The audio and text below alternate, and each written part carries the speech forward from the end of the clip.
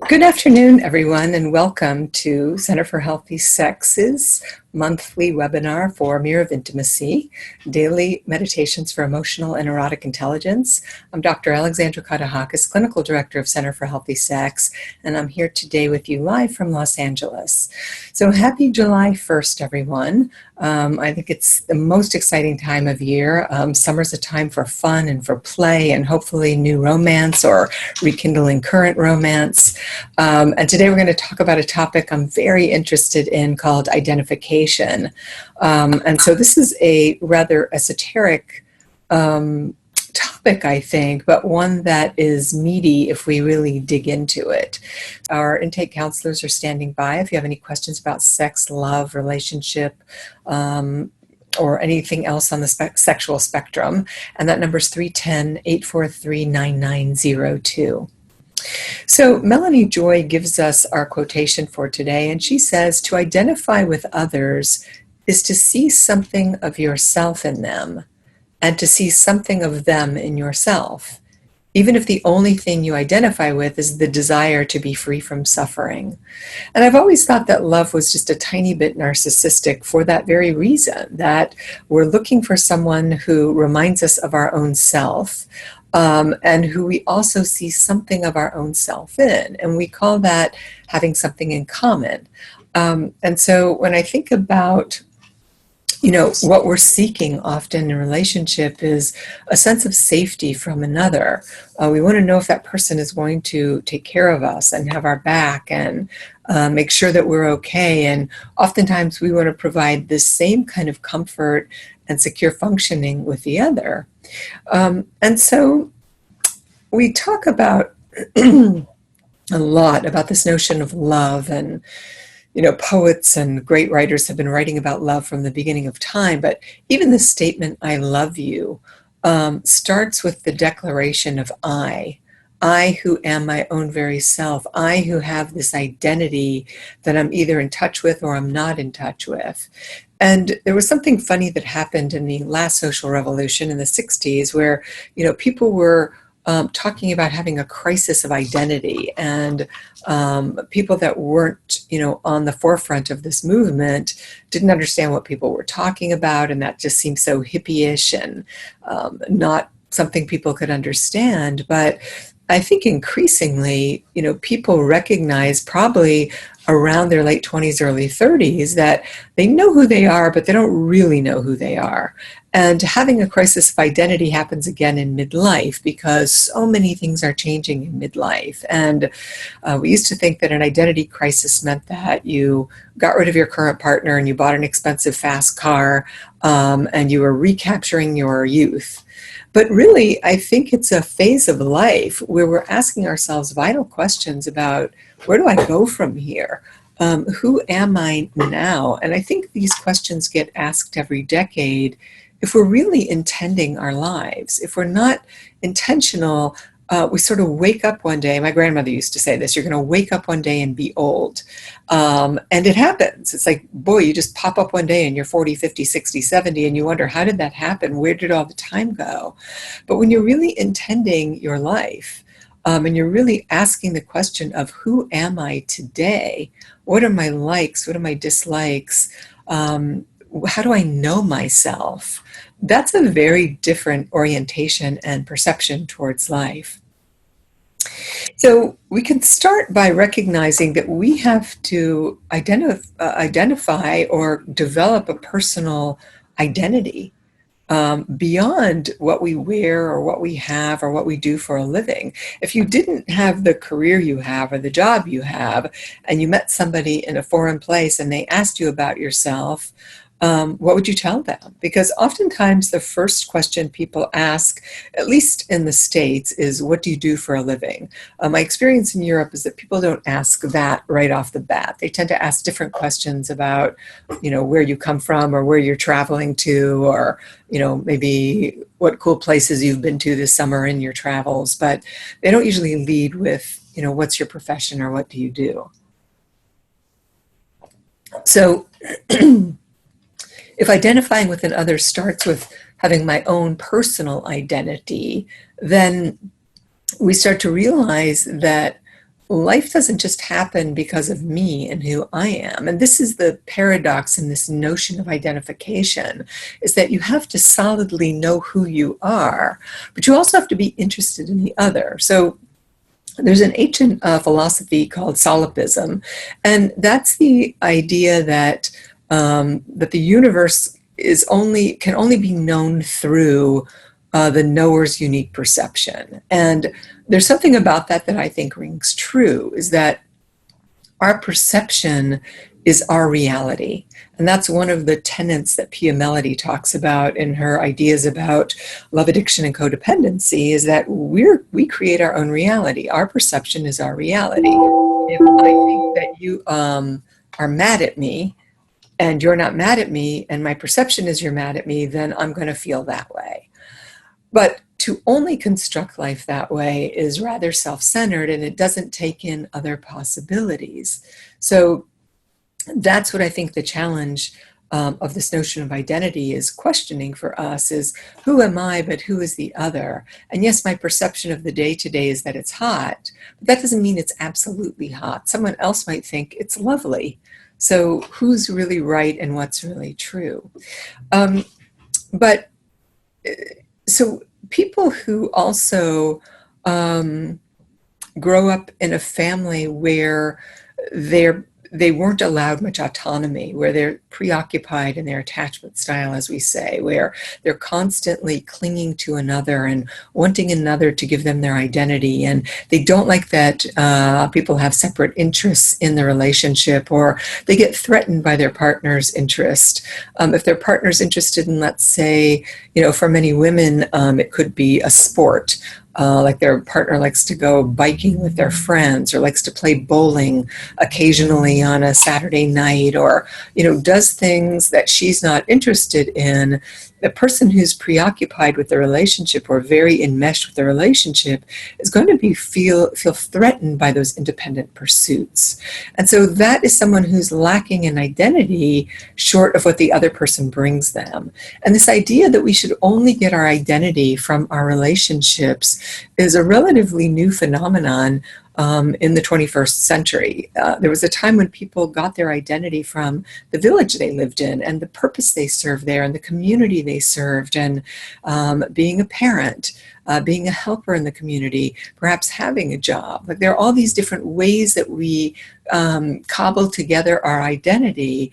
And when our identity solely comes from our mate, that can be very, very clingy, and it also can be very enmeshing and lack what we call differentiation, where if my partner says they want to go do something or go on a trip for a week, I don't get threatened by that. I don't fall apart by that.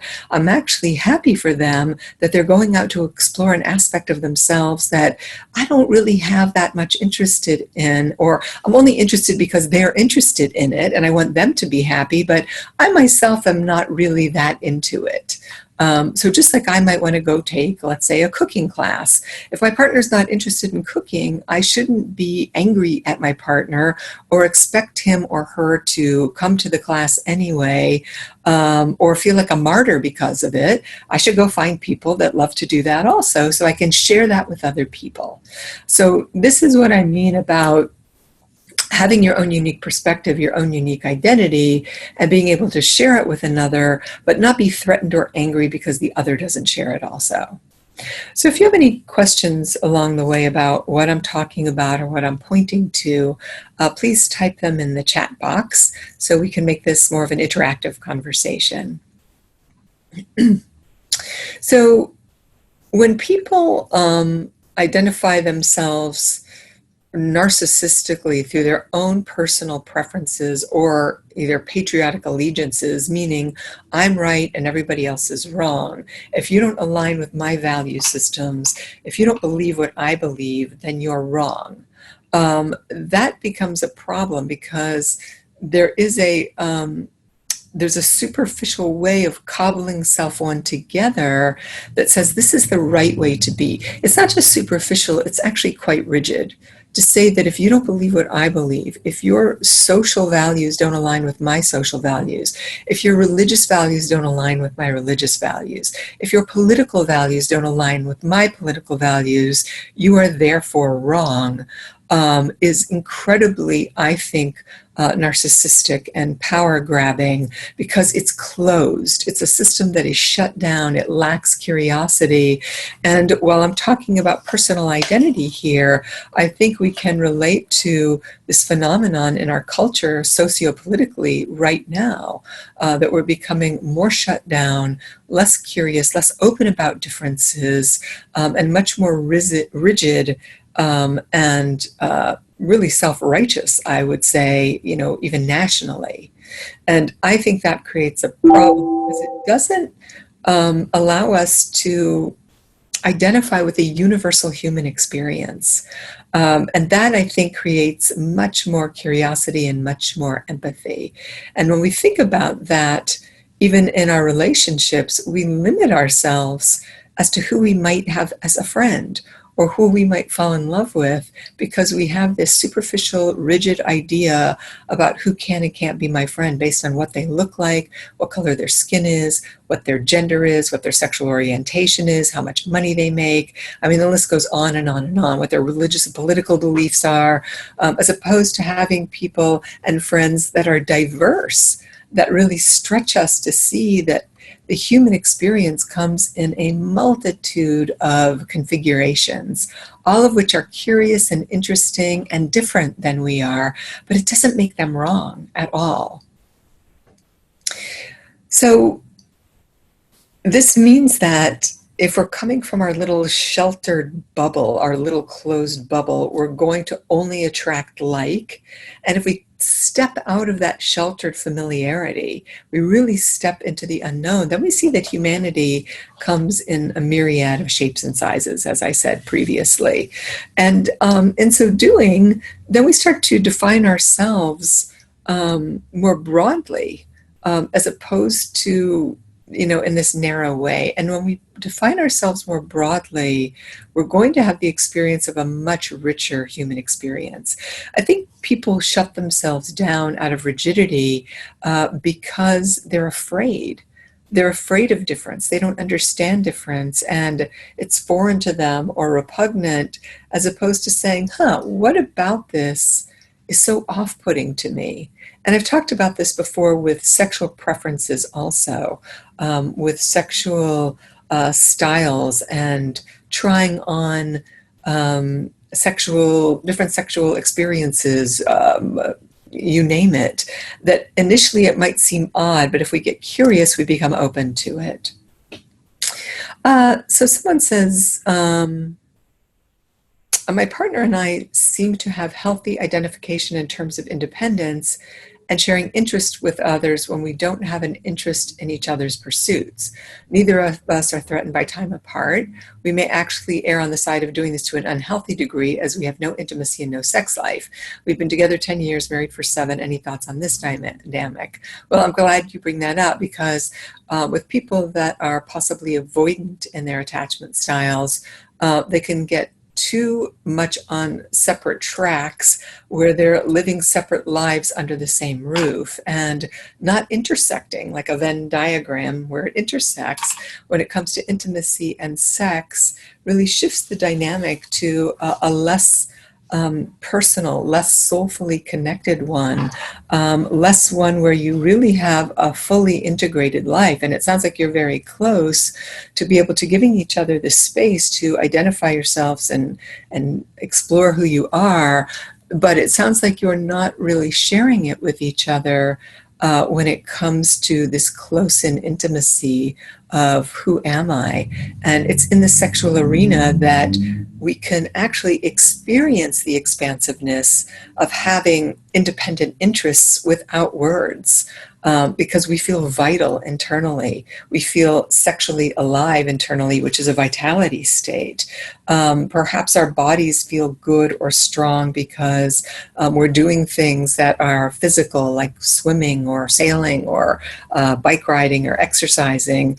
And so what happens that the two of you don't want to bring those vital parts of yourself to each other is the question you should be asking yourselves and each other.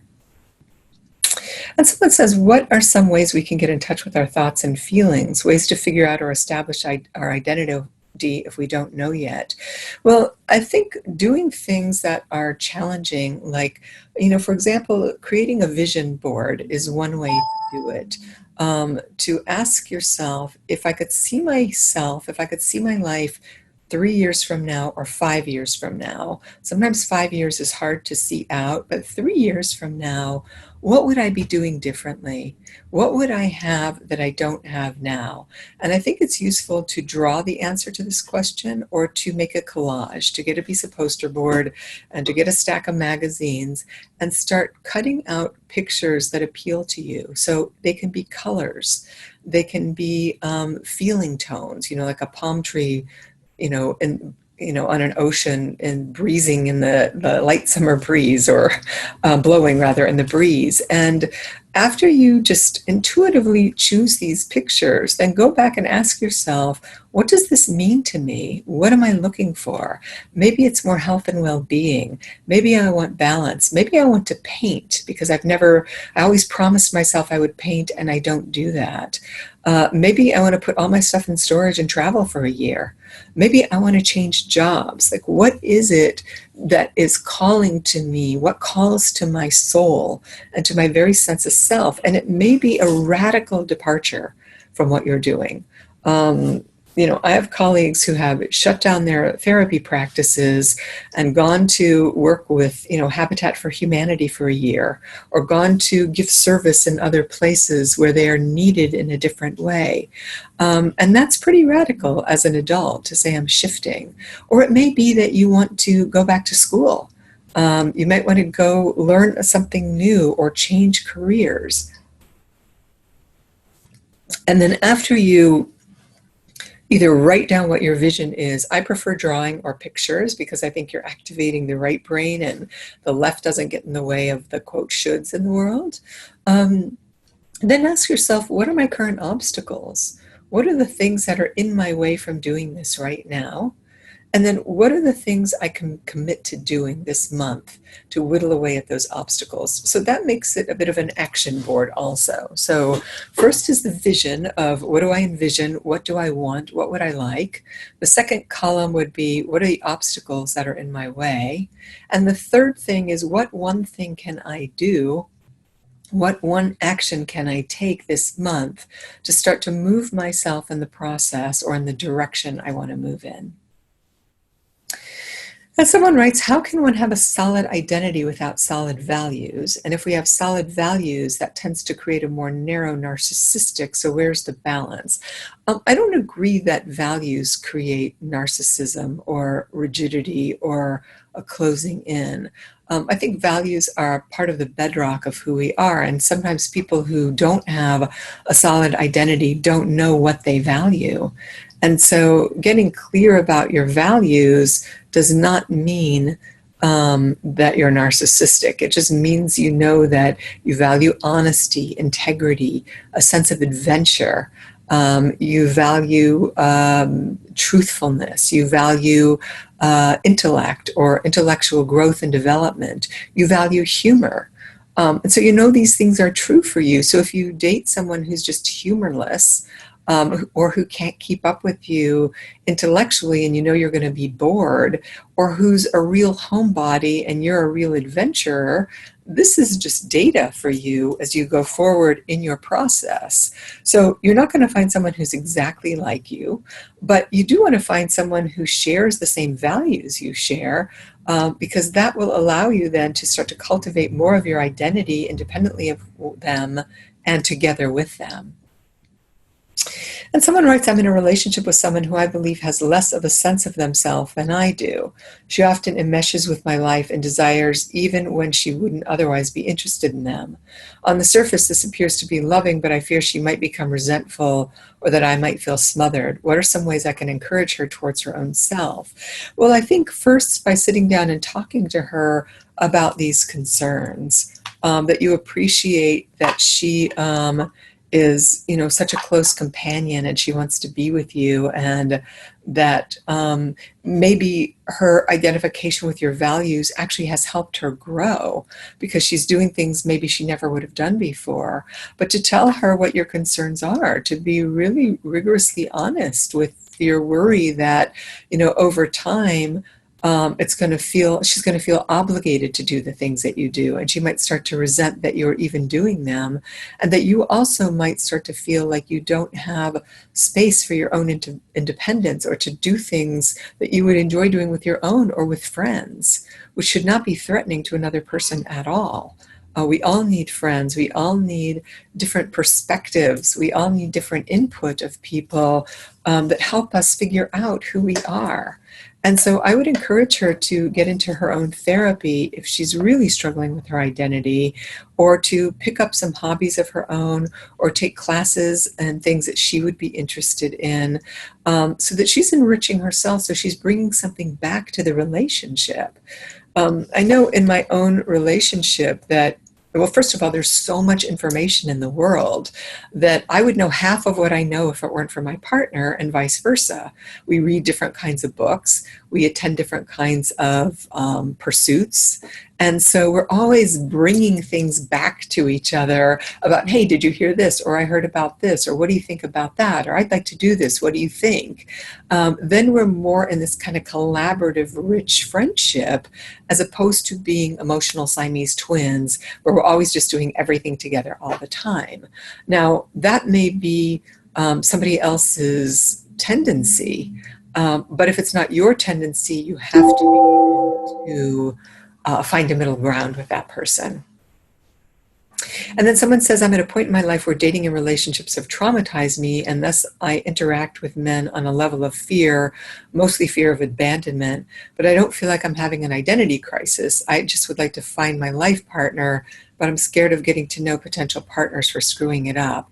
Well, that sounds to me that you really need to work that out in therapy, because it's not fair to try to work that out with a partner when they're going to get into a relationship with you and not know that every time they go away for a weekend or don't invite you to do something or go do something with a friend, that you're really activated and triggered into your fear of abandonment.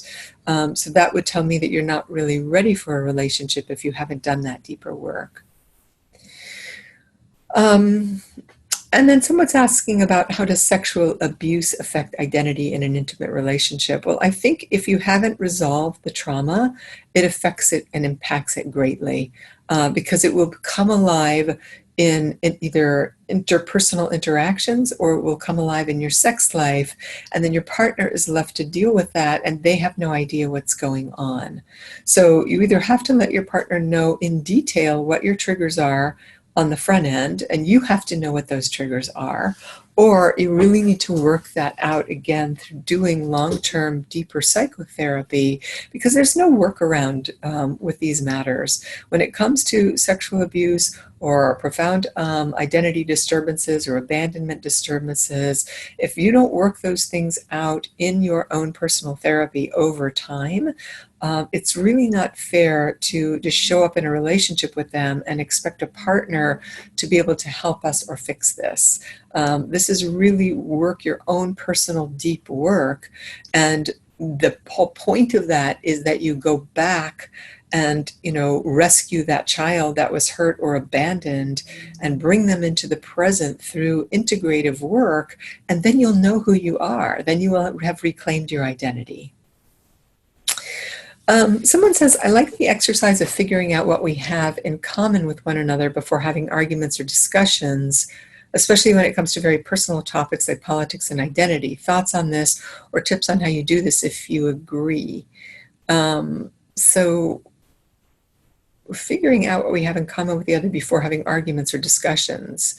Well, I think, yes, I think when you're in the dating process, or even if you've been married for a long time and your politics are starting to change, that you engage in thoughtful, conversations about this and talk about how we're going to bridge our differences. And this doesn't have to just be politics. It can just be that somebody doesn't like the other person's parents or siblings.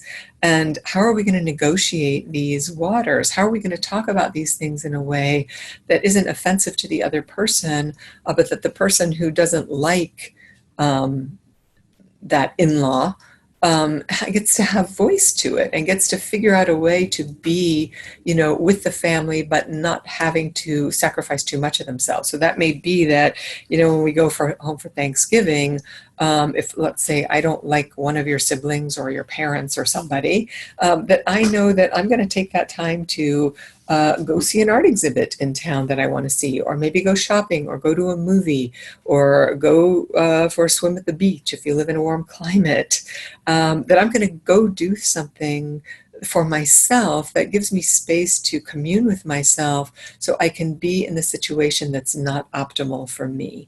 And that's a negotiation, whatever it is. And then someone says, to what degree do you think identity changes over the lifespan and through experiences? I think that's the paradox. I think on some levels it doesn't change at all. And on other levels, it changes greatly. I have a friend who said that, as her grandmother aged, when she was in her 90s, that her grandmother had become more open-minded. And I thought, wow, that's so fantastic, to grow to be more open-minded as opposed to being more closed-minded and more rigid, which is what we see people typically doing over time. So I think that takes work. I think it takes this kind of constant grappling with identification and identity over time and day to day, week to week, because even now, for example, the way the world is changing so rapidly and our socio-political culture is changing, I find that I can get really angry and really shut down and really opinionated about the whole thing because there's part of me that is deeply enraged and scared. Or I can say, wow, some of this is probably really good because it's highly disruptive. And that means that change is afoot. And I don't know if that change is good, bad, or otherwise. It also means that I have to stretch my ideas about what once was and start to get focused on the possibility of a new world that I don't know anything about, which can be scary and exciting. But to clamp down on all of it creates a lot of anger and problem as opposed to open up to it. So I believe that my identity is changing every single day as I work with all of these changes happening in the world. And someone says, in your daily sex acts today, you say to identify with everyone you encounter on their terms. Can you say more about that? And how can we do this when we're triggered by another's words? Well, I think you have to look at the trigger and ask yourself, why am I so upset about what this person just said? Unless they're being, vile and they're assaulting you. But if someone says something, I don't know, fairly banal, then you have to ask yourself, why am I so activated about that? That person's entitled to their perception. That doesn't make them right or wrong. Even if it's about something pretty fundamental like religion or politics or preferences, instead of shutting down and saying, I don't like that person, saying, what? That's curious. I'm curious about that. Why am I triggered? And I'm curious about what that person likes or doesn't like about that thing. And can I have a dialogue with them instead of my own internal monologue that has me shutting down? Midlife crisis, truth, myth. Why do we seek change? Youth, more prevalent in males. Any primal hardwiring involved? Usually ego-based. I think it's not just males. I think it's females also. Because there's a book, I think the title is called The Unlived Life. And I think about that a lot, about all the lives we wish we could have lived, but we only have one life, and it's short. It's short, but it's wide if we make it wide. And so I don't think that, boom, you hit 40 and there's a midlife crisis, or there's some magic number. Some people hit it at 19, 20. I think it's happening all the time, but I do think there are fundamental shifts in our 40s where we become big adults. And the more responsibilities we have, the more strain we feel from those responsibilities, because we can't just run off and, like today's a gorgeous day. I would have loved nothing more than to pack things up and go to the beach today, and not really bother with anybody. But I have responsibilities in the world that I have created that have enriched me, that have forced me to grow and forced me to learn. And if I didn't do those things, I'd probably be complaining that I never use my intellect in my life. So it's all a trade-off. We trade off one thing for something else. And in so doing, we're always dissatisfied, it seems. We're always thinking change. And are we trying to reclaim our youth? I don't know about that, because that's a fool's errand. It's more about, how do I optimize my potential today? How do I have the best self that I can today? And I was hearing on NPR today, there was a big story about sitting and how bad sitting is for our health, and how after you eat a big meal, if you just sit down, it's the worst thing you can do for yourself, that you really should get up and take a walk. And they were saying, even if you get up and change the channel instead of using a remote, it's better for yourself than if you're just sitting there. And so this idea that we become more slothful as we age is a choice. So I get up every day, and most every day, not every single day, I move. I try to exercise at least 5 days a week. Even if it's for 25 or 30 minutes, I'm in motion. Does that mean I have a 20-year-old body? No. Does it mean that I have a healthy body for my age? As healthy as I can make it today. And so that's not about chasing youth. That's about chasing optimal health in this moment. It's also about a recognition that our time is limited here, that we're all headed for the same destination, as I like to say.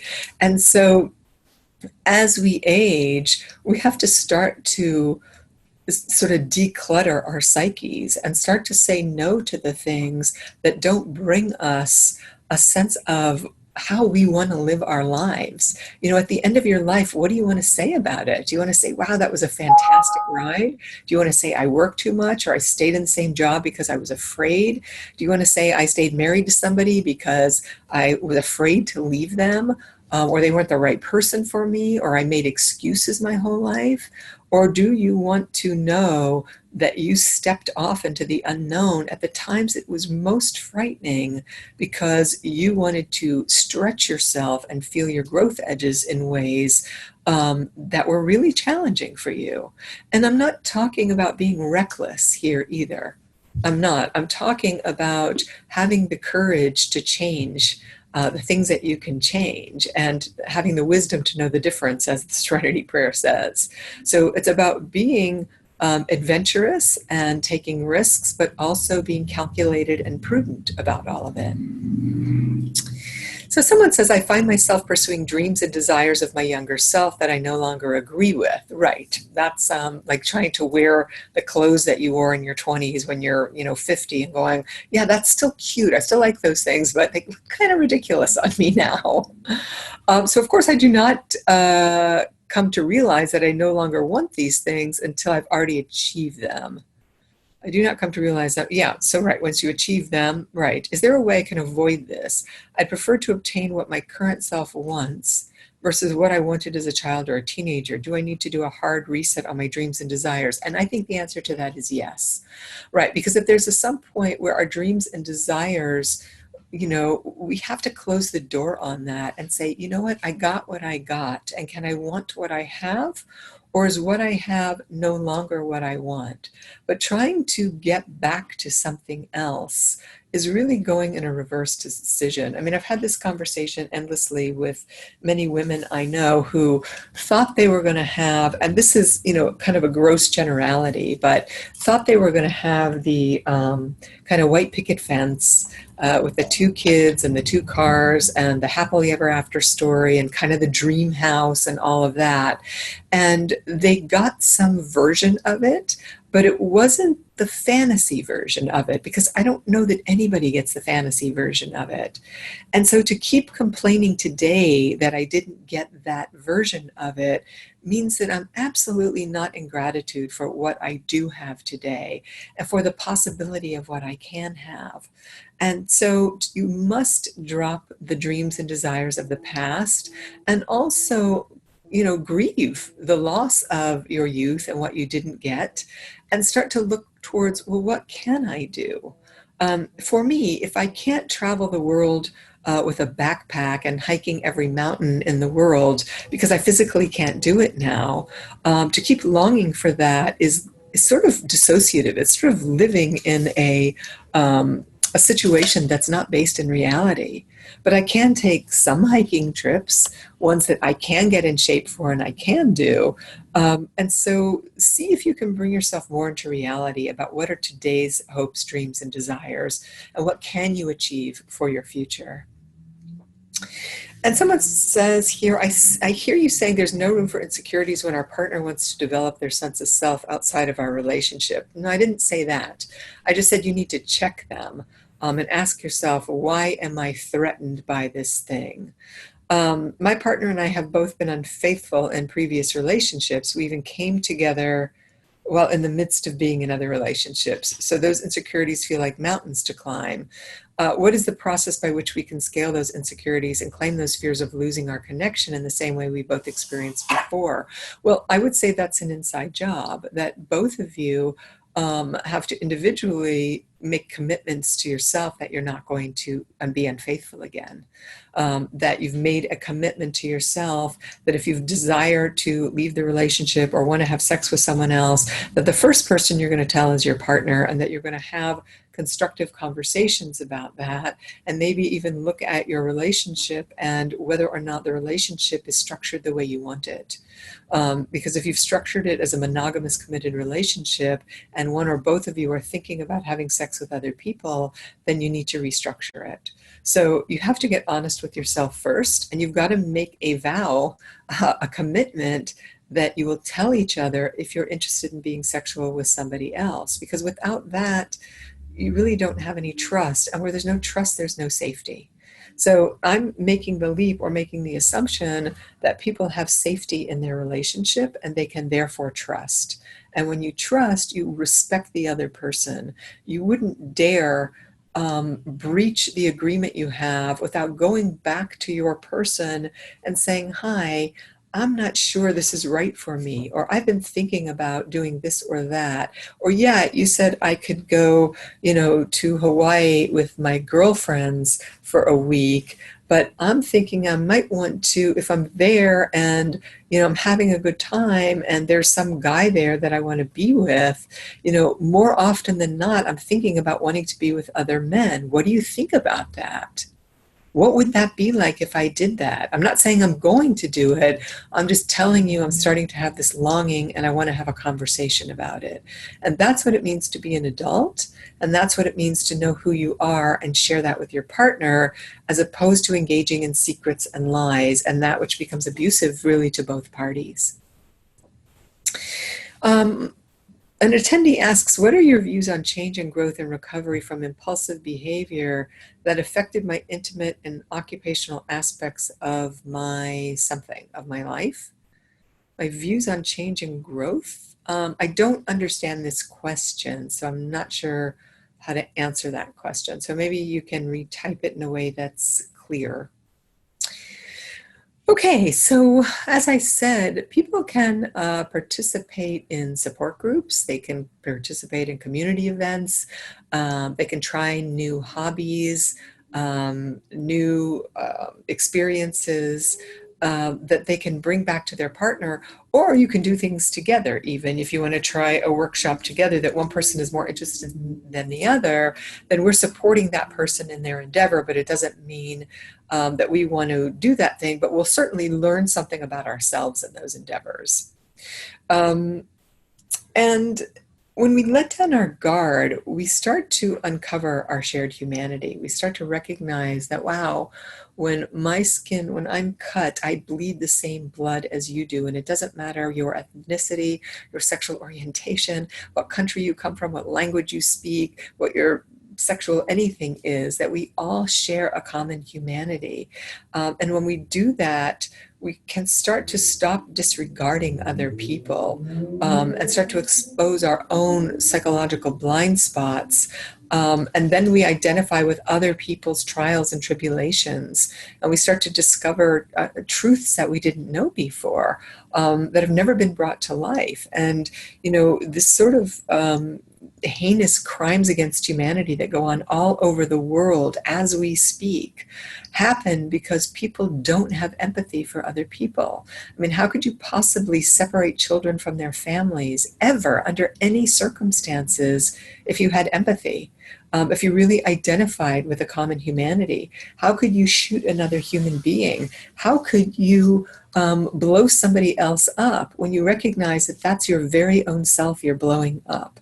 So this level of empathy is the struggle, I think, that we're in humanity. And so we can start every day by being empathic towards others, towards somebody who you think might be a jerk when you're walking through a door and they don't hold the door open for you and it kind of hits you and you've got bags in your hands and you're like, God damn it, blah, blah, blah, as opposed to, well, maybe that person's, mother just died, or their child's in the hospital, or they're having a really bad day and they just didn't see me, as opposed to that person's a jerk. Same thing in traffic when somebody cuts you off. I mean, how many times have you cut somebody off and not really realized you were doing it? It doesn't mean that you should have to suffer somebody's rage coming at you. And I mean, I've had that experience where somebody's like flipping me off and raging at me, and I'm like, man, you're really having a bad day because what I did was not on purpose, and I'm sorry that I aggravated you, but that's not about me. I don't run around weaving in and out of traffic, cutting people off to piss them off on any given day.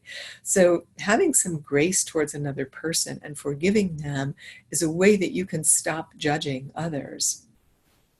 And so today, the Daily Sex Act is saying to use I statements in all your communications. Often I hear people when they're talking, even I see this with politicians and people, that we start to look up to in the media. They say things like, well, when you are struggling with something, or you this or you that, and it's like they're talking to the other person, as opposed to when I have this experience, when I saw that, when I felt that, when I heard you say that, then you're focusing on the feelings that you know, what your thoughts are. This is your identity, instead of assuming you know what's true for somebody else. It's really what my lived experience is. And I want to share my lived experience with you. And I want to hear your experience of things. And so when you stop judging people, you stop isolating yourself, and you also stop creating separation around another person, like somebody you think you would never talk to, like at a car wash or in an elevator or at the supermarket. You're like, oh my God, that person's so fill in the blank, so dorky, so not cool, so not this, so weird in some ways, as opposed to, no, that's a human being. And the way they're dressed, or the way their hair is combed, or their odd sensibility does not make them any less human. When you make eye contact, when you open your heart to that person, when you're non-judgmental, you're letting the world in, and you're having a different experience of who you think you are. You're also giving your humanity to them. And so when we can practice this with strangers, we certainly can practice it with our family members, with our loved ones. And that allows us a much sort of smoother interaction with people, and more of a sense of belonging, a sense of community in the world. So I hope this has been a helpful conversation to you, and I think it's a great topic. It's one for us to all continue to grapple with it. every day, all the time. I want to remind you that you can find Mirror of Intimacy on Amazon.com, and the URL is down there below. And I hope you all have a safe and happy 4th of July weekend that's coming up. I hope you celebrate your independence, your own identity in ways that are super colorful and fun for you. And I look forward to talking to all of you in August. Happy summer, and thank you. Thank you for watching this month's Mirror of Intimacy webinar. Subscribe to our channel to stay up to date on our newest uploads and for valuable information and discussions on the topics of sexual health. Follow me on Instagram and Twitter at Katehakis. And if you'd like to have your own copy of Mirror of Intimacy, it's available for purchase on Amazon. You can find links and descriptions below, and I look forward to seeing you next month.